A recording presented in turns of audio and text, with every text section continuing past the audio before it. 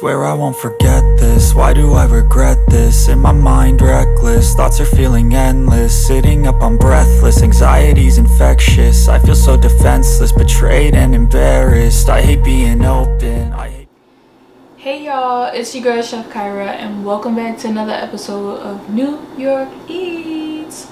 Welcome to my food channel where we talk about everything nice, sugar and spice, baby.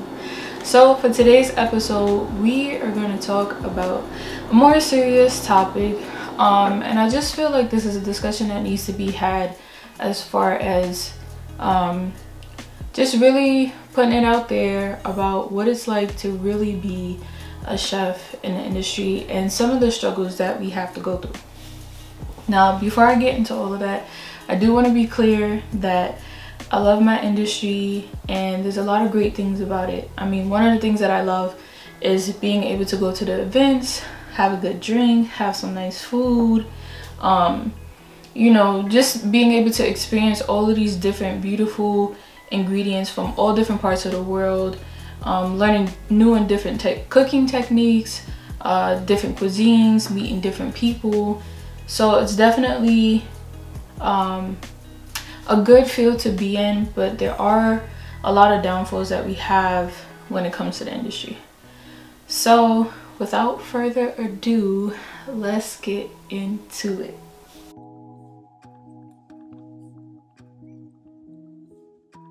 One of the first things that I want to talk about that you can experience as being a chef is the abuse that's in the industry. There's so many different forms of abuse. There's verbal abuse, emotional abuse, sexual abuse. I mean, like, the list just goes on. And as I've gotten older and more years that I've worked in the industry, I've experienced some of these forms of abuse. And not only that, as of recently, when I've been out and about, I've had the chance of being able to meet new and different people. And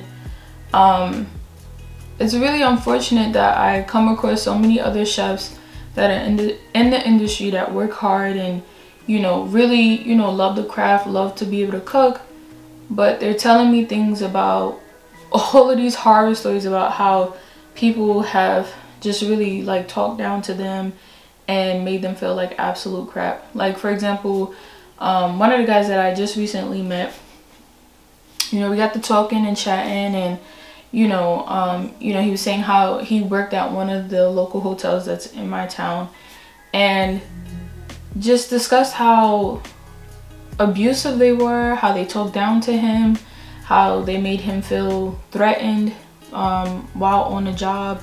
You know, if he didn't do certain things or didn't act a certain way, do what was, I guess, enforced upon him or what they wanted, then his job security was threatened. Things that I'd like to talk about, or one of my experiences of having to deal with abuse in the industry, is, well, one, I was working at a bakery that is local. I'm not going to disclose any names because I don't want to affect people's businesses, but I was working at a local bakery that made sandwiches and things like that, and this was like right after I got out of college. And so, you know, coming into the job, I thought, oh, you know, I'm gonna be able to, you know, work my way up to a managerial position because that's what I was told, and that I would be trained for it. That ended up never happening. And this kitchen wasn't the cleanest, and they weren't following proper protocol that we usually follow when it comes to keeping the kitchen clean, keeping food and things like that refrigerated properly. So I had wrote down like a small little note and stuck it in the fridge, and it wasn't anything rude or disrespectful, but it was just a pro tip so that we cooled down the soups properly and people weren't getting sick. And as a chef, that's your duty, to make sure that you're cooking food properly and that you're storing food properly as well. And then later on, I want to say maybe about like a week or two later, I ended up getting a text from my boss. So I'm reading the text and I'm like, okay. And so one of the other employees had left a nasty note in the fridge, And then my boss ended up texting me and telling me, oh, well, next time you think you want to leave a note, a nasty note in the fridge, like you could just say it to my face, this, that, and the third, getting all aggressive and accusing me of leaving a nasty note behind. Mind you, I never wrote anything nasty. All I did was write down the temperatures that you're supposed to have for your soup before placing it in the fridge, because it can affect the temperature in the fridge to cause it to drop, and also it can affect the other food because the temperature is dropping, and you can spoil your food and the soup cannot like cool down properly. So I was just doing the right thing, and I ended up, you know, being talked down to and just treated like trash. So I texted her back and I was like, well, first of all, I didn't write that note, and if you look at the notes that I left in the coolers and the freezers, the handwriting is different. So I didn't appreciate that, and I just felt like if you had a problem, or you felt like, or you thought that I wrote a nasty note to leave in the fridge, you could have just came to me and talked to me and said, hey Kyra, did you by chance leave this note, and send me a picture of it, and then I would have told you, you know, no, I don't know where that note came from. So it kind of just made me feel like, one, I was set up, and two, it was just like you looking for a reason to have a problem with me. Recently, as you may know, if you guys have watched my previous videos, I worked at a summer camp last summer, so the summer of 2021, and I was the executive chef. And even though you have a position of authority within the industry, which being an executive chef is like, you know, like the highest position that you could possibly have within a kitchen, aside from being the owner of the restaurant. And I thought that maybe things would change, or things would be different. I would receive more respect being in that position, you know, because I'm not just a line cook or a dishwasher or anything that is considered one of the lower positions within the industry. And unfortunately, that wasn't the case. So one of the employees that was at the camp had decided to say or make a racial remark towards me. And at the time, that day, I was like cleaning things down, getting the kitchen set up, and I had just started. And so my boss had came in, and then that fellow employee had came in, and we were talking, you know, talking about checks, getting everything, you know, set up, you know, just talking shop basically. And while in the midst of talking, I had, at that time, I think I had finished cleaning up and getting the dish room ready so that we could process dishes and get them cleaned and ready to go, because they had been packed up and stored away for some time.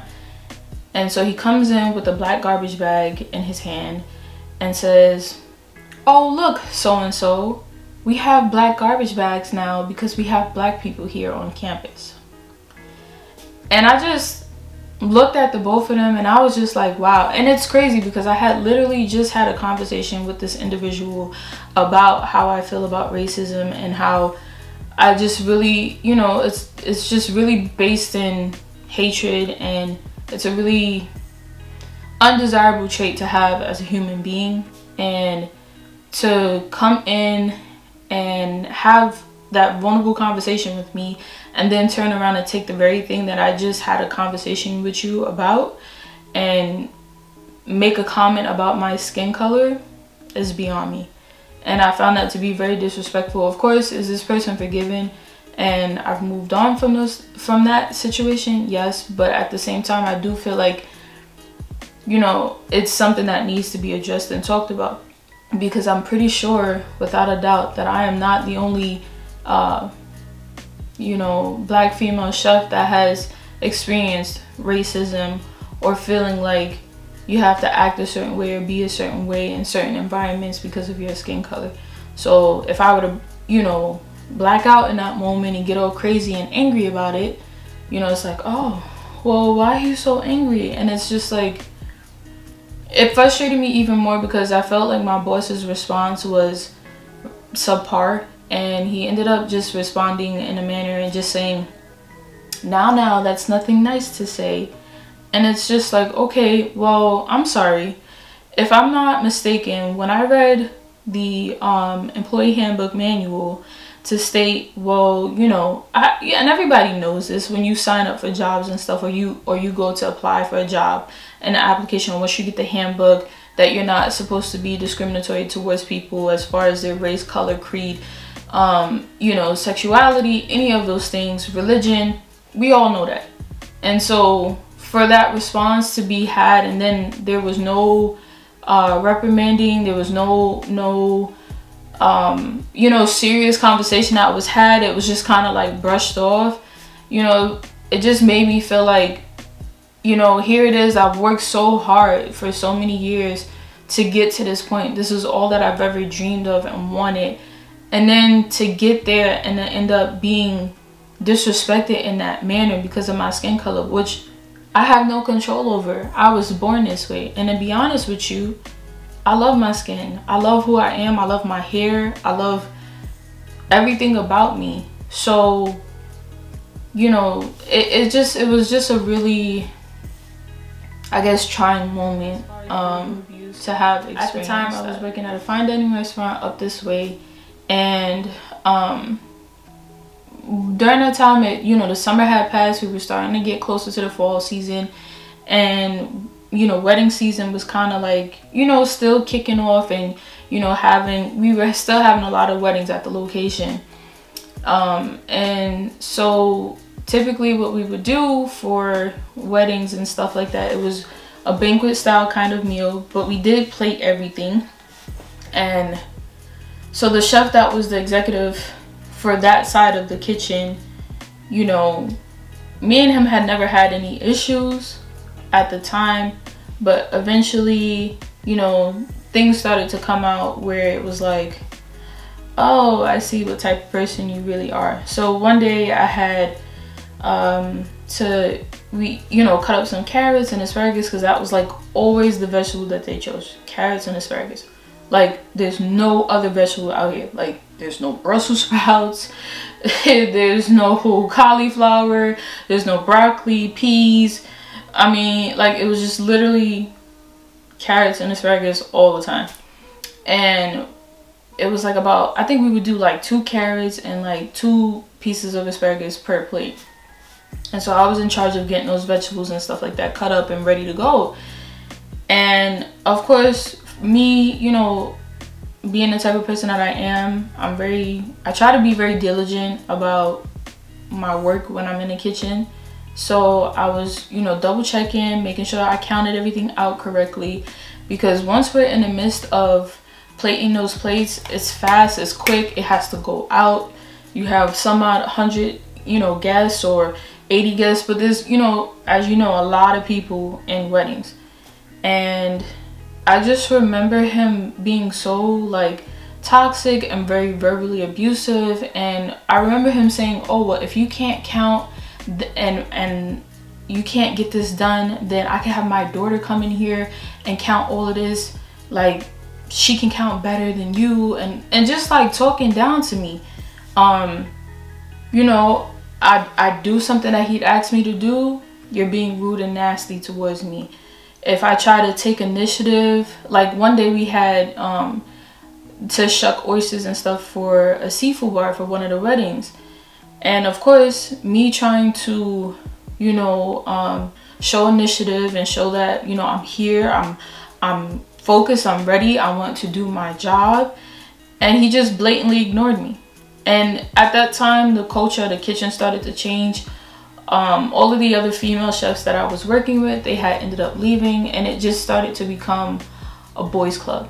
And, you know, there was a lot of competition, and just like things was just like, there was a lot of tension in the air. And also the business itself wasn't doing too well. And so with that being said, it's kind of like, now you gotta, I guess, fight for your position. And I guess other people felt threatened, and so you do what you gotta do to make it known that you're willing and able to stay. So if that means cutting me down or making me look stupid or yelling in front of me in front of the whole staff and embarrassing me, then you're gonna do that to keep your position. And it was a really trying time. So that's some of the things that I've experienced when it comes to some of the abuse that I've experienced in the industry. And that's just a few. There's many more stories, but I don't want to keep you guys and make this video super long. There's a lot of envy and jealousy, and it's a very competitive industry. So if you're really good at what you do and you're able to put something together and it comes out perfect all the time, and there may be a student, you know, like if you're in college or if you're actually in a workplace, that person may feel very intimidated by your work ethic and also just by your skill set and how talented you are. That I experienced in college, there was this girl, Victoria. I don't know what her thing was when it came to me. I didn't do anything to her. I never really talked to her. But every time I turned around, it was just like, yo, this girl, like, she just, like, her energy was just, it was just off. Like, shorty did not like me for whatever reason. And I just remember at the time we had to set up our booth and everything. Because you know how, like, when y'all go to college or when you attend a college, they set up, like, the club meeting like day where you could just go to different tables and see what kind of club you want to join if you want to do extra curricular activities. So of course, me being me, and at the time I was vice president of the culinary club, and she was president of the culinary club. With all that being said, we were getting our table and stuff and trying to figure out what we wanted to do. Me, I was thinking like, yo, let's make it lit because I have such a great passion for culinary. Like, let's just do like a live cooking show. Like, let's get the table burners and stuff like that. Like, let's saute, let's flambe, let's show off our skill set so that people can see what it's really like to be a chef. And that, yes, okay, at times it can be very stressful, but also it's like really fun. And you know, you get to learn about science and food at the same time. You're around free food all the time, liquor, free tours, the hookup. Like, it's just like, why would you not want to show off what we're about when it comes to being a chef? So we didn't end up doing all of that extra stuff. So I was like, well, I'm gonna at least do my part. So I decided to make some chocolate chip muffins from scratch, right? I made them. My chef, of course, was still in the building. And so I was like, yo, chef, like, can you taste these for me? Like, what do you think? And they had just came fresh out the oven. So of course they all warm and ooey and gooey. And so my chef tries it. He's like,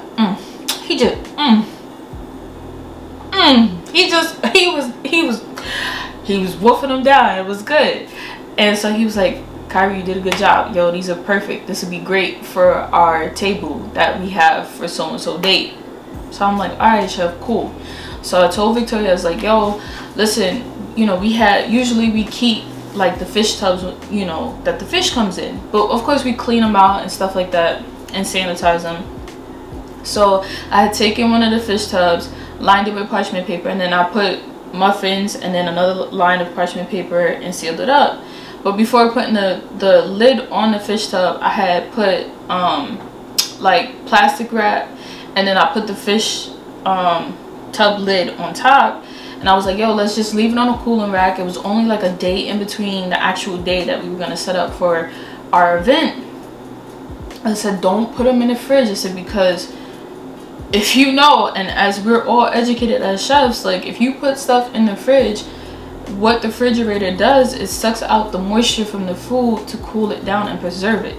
So if you put it in the fridge, it's gonna dry the muffins out and they're gonna become nasty. They're not gonna be fluffy, they're not gonna be moist.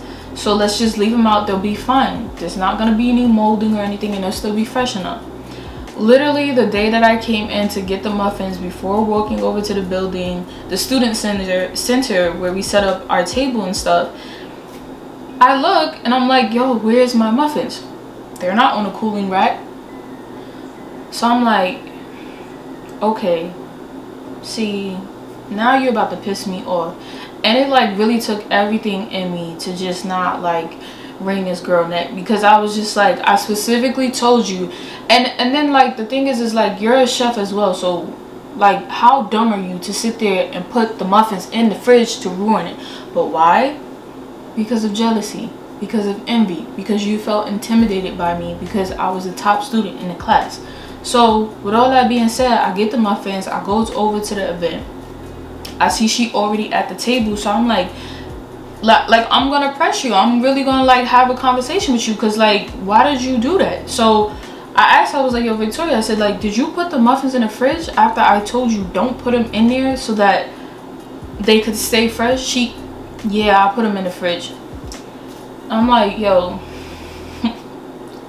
like I'm over it. Like this is like, it's crazy. Cause I don't bother you, I don't say nothing to you, I do what I gotta do, I do my schoolwork, I'm not in the drama. All of y'all over there, y'all in the drama, y'all doing what y'all do, I'm minding my business. Why you gotta come and mess with me? Like, why do you have to do all that extra stuff? So that's like one of the examples of like what people would do, like to just like, because they know you're good at what you do, they'll do anything to sabotage you. For example, my first restaurant that I worked at, like a professional restaurant, was a fine dining restaurant back down in the city, and the name of it is X2O or Xavier's. Like I will forever love that restaurant, but that's like where I made my first culinary family.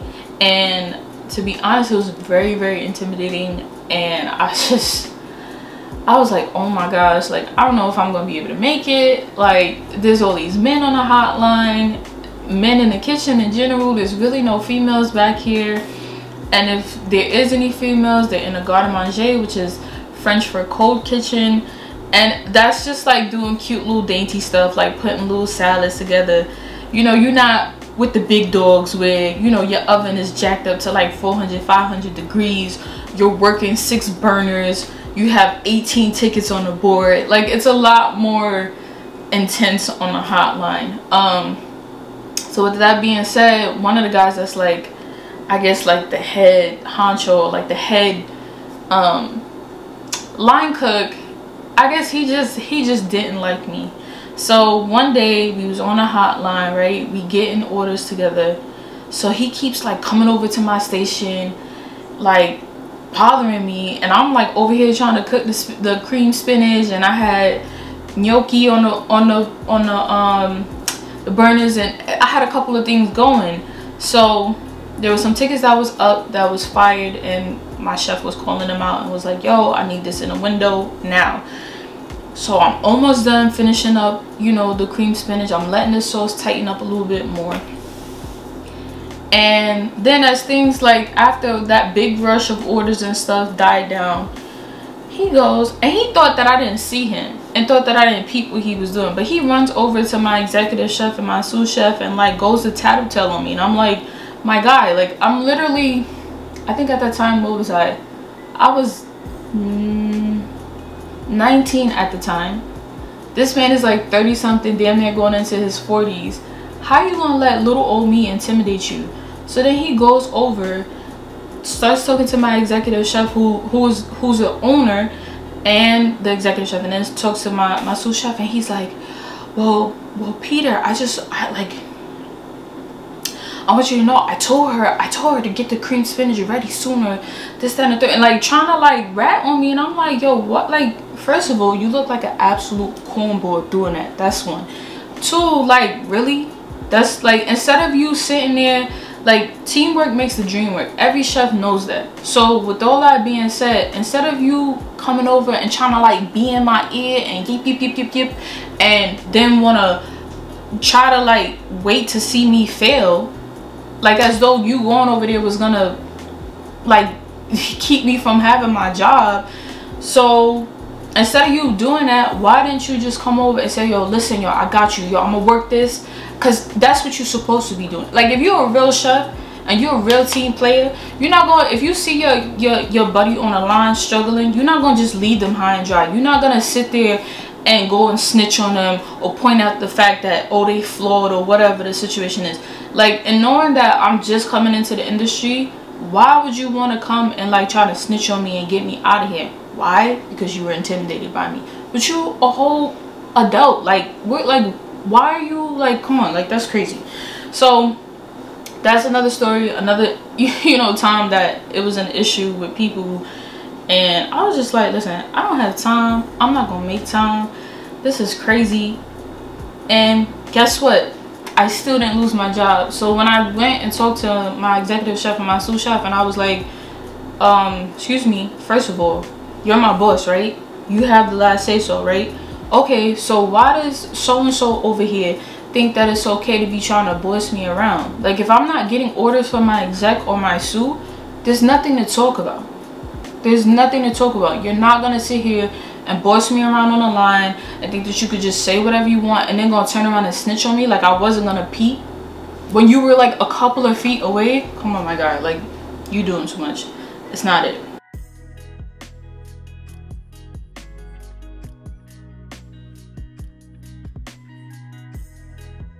Topic that I really want to talk about, and some of the issues that you may find out or that we deal with in the industry, is drug and alcohol abuse.